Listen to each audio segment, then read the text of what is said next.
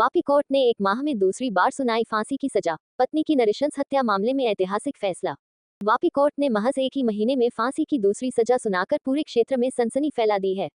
यह मामला वर्ष 2021 के सितंबर महीने का है, जब वापी के डूंगरा क्षेत्र में एक दिल दहला देने वाली घटना सामने आई थी। चरित्र पर संदेह के चलते एक पति ने अपनी ही पत्नी की बेरहमी से हत्या कर दी थी। आरोपी पति लक्ष्मीकांत विश्वकर्मा ने अपनी पत्नी साधना देवी की नींद में ही गला काटकर हत्या कर दी थी। इतना ही नहीं, इस क्रूर व्यक्ति ने पत्नी का सिर धड़ से अलग कर लिया और सिर व हथियार लेकर आसपास के इलाके में घूमता रहा। बाद में उसने पत्नी का सिर नाले में फेंक दिया और फरार हो गया था। पुलिस की त्वरित कार्रवाई, कोर्ट का कड़ा रुख। डूंगरा पुलिस ने इस जघन्य अपराध को गंभीरता से लेते हुए कम समय में ही आरोपी को गिरफ्तार कर लिया था। मामले की सुनवाई के बाद अब वापी कोर्ट ने ऐतिहासिक फैसला सुनाते हुए आरोपी लक्ष्मीकांत विश्वकर्मा को फांसी की सजा का आदेश दिया है। कोर्ट ने इस केस को रेयरेस्ट ऑफ द रेयर की श्रेणी में मानते हुए समाज में एक मजबूत संदेश देने के उद्देश्य से यह सख्त सजा सुनाई है। इस फैसले के बाद पूरे पंथक में चर्चा का माहौल बन गया है। 1 महीने में दूसरी फांसी की सजा। गौरतलब है कि इसी महीने वापी कोर्ट ने अलग अलग 2 मामलों में आरोपियों को फांसी की सजा सुनाई है।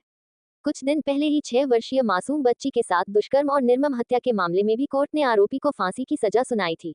महिलाओं और बच्चियों के खिलाफ बढ़ते अत्याचारों को गंभीरता से लेते हुए कोर्ट द्वारा दी गई ये सजाएं समाज के लिए एक कड़ा संदेश और नजीर साबित होंगी।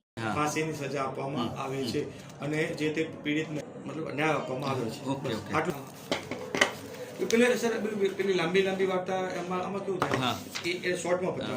સપ્ટેમ્બર 2021 ડુંગરા પોલીસ સ્ટેશન હદ વિસ્તારમાં સપ્ટેમ્બર 2021માં એક બનાવ બનેલો હતો। તેમાં આરોપી લક્ષ્મીકાંત વિશ્વકર્મા નાઓએ પોતાની વાઇફનું સાધના દેવીનું ચારિત્ર્યના શંકા પર વહેમ રાખીને ક્રૂરતાપૂર્વક રાત્રિના સમયે ઊંઘમાં તેમનું ધડથી માથું અલગ કરીને ખૂન કરી નાખવામાં આવેલું હતું અને માથું અને છરો લઈને આખા ડુંગરા વિસ્તારની હદ વિસ્તારમાં ફરેલા હતા અને તે માથું ગંદા નાળામાં ફેંકી દેવામાં આવેલું હતું। ત્યારબાદ આરોપી ત્યાંથી ભાગી ગયેલા હતા।